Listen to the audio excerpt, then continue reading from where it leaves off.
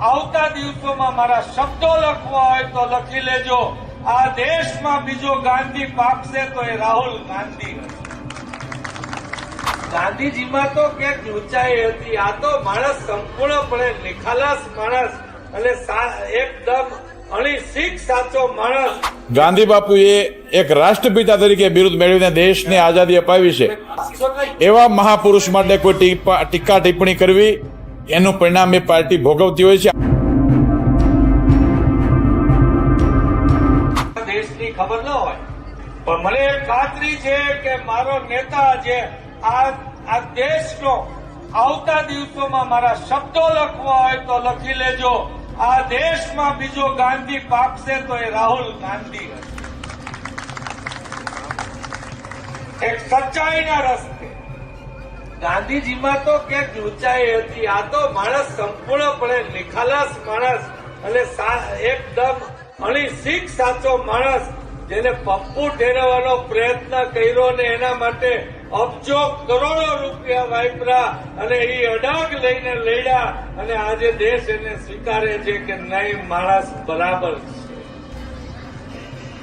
અને એ રાહુલ ગાંધી જયારે નરેન્દ્ર મોદી બફાટ કરે કે મારી 542 સીટ આવે છે તો આ દેશને એમાં કઈ નવાઈ ન લાગે.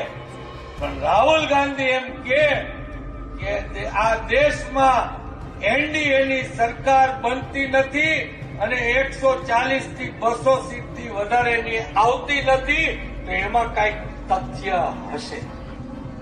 હું આપ સૌને વિનંતી કરું છું કે રાજકોટની સીટ એમાં ગણાય અને રાજકોટનો પ્રતિનિધિ કોઈ બને. હું કોઈના વ્યક્તિગત નિવેદન ઉપર કોઈ ટિપ્પણી કરવા માંગતો નથી, પરંતુ જે રીતે પૂજ્ય બાપુએ ગાંધી બાપુએ એક રાષ્ટ્રપિતા તરીકે બિરુદ મેળવીને દેશની આઝાદી અપાવી છે. એવા મહાપુરુષ માટે કોઈ ટીકા ટિપ્પણી કરવી એનું પરિણામ એ પાર્ટી ભોગવતી હોય છે. આજે અશોકભાઈ ડાંગરને એમની ટીમ કોંગ્રેસ છોડે છે એના કારણોમાં આવું બધું જ કંઈક બોલ્યા એટલે મારે એમના વિશે કોઈ ટીકા ટિપ્પણી નથી કરવી. પરંતુ પૂજ્ય બાપુ જેવા પવિત્ર વ્યક્તિ માટે કોઈ ટીકા ટિપ્પણી કરે તો દેશવાસીઓ અને ગુજરાતવાસીઓને માફ નહીં કરે. એનું પરિણામ ચૂંટણીના પરિણામોમાં દેખાશે. જે પત્રિકાઓ જે વાયરલ થઈ છે એને લઈને કોંગ્રેસના જે મિત્રો એવું કહે છે કે પાટીદાર યુવાનોને ભાજપ ઠીક કરી દેવા માંગે છે. એમને નિવેદન આપ્યું છે, શું કહેશો એમાં? કોંગ્રેસ, મેં પહેલાં કીધું હતું, કોંગ્રેસ પાસે કોઈ મુદ્દો છે ને ચૂંટણી લડવા માટે, કોઈ નેતા નથી, કોઈ વિઝન નથી.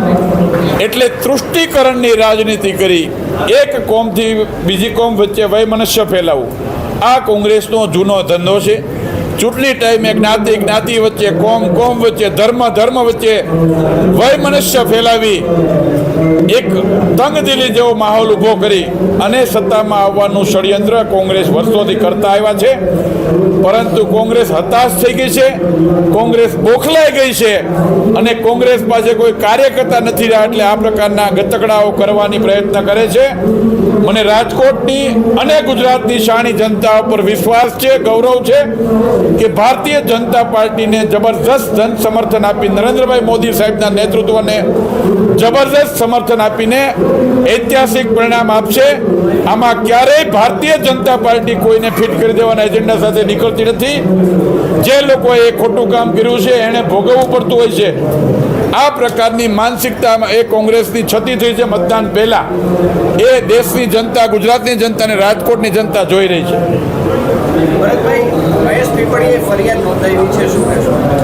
મેં કીધું એમ કે જ્યારે કોઈ તૃષ્ટિકરણની રાજનીતિ કોઈ પોલિટિકલ પાર્ટી કરતી હોય અને અમારા પાર્ટીને કોઈ ડેમેજ કરવા માટે ખોટી રીતે પ્રયત્ન કરતા હોય, કોઈ હિન્દ કૃત્ય કરતા હોય, પછી કોઈ પણ જ્ઞાતિ હોય, કોઈ પણ સમાજના લોકો હોય, જ્યારે પાર્ટીને ડિસ્ટર્બ કરવા માટે કે એને ખોટી રીતે એક જ્ઞાતિથી બીજી જ્ઞાતિ વચ્ચે વયમનસ્ય પેદા કરે એવી પરિસ્થિતિ પેદા કરવા માંગતી હોય ત્યારે સ્વાભાવિક છે કે લીગલી કાર્યવાહી કરી હોય અને એમાં જે કોઈ દોષિત હશે, એમાં કોઈ જ્ઞાતિ નથી લખી, જે કોઈ દોષિત હશે એની ઉપર કાર્યવાહી થશે. અંતિમ સવાલ, રાજકોટથી બધા વિડીયો વાયરલ થઈ રહ્યા છે.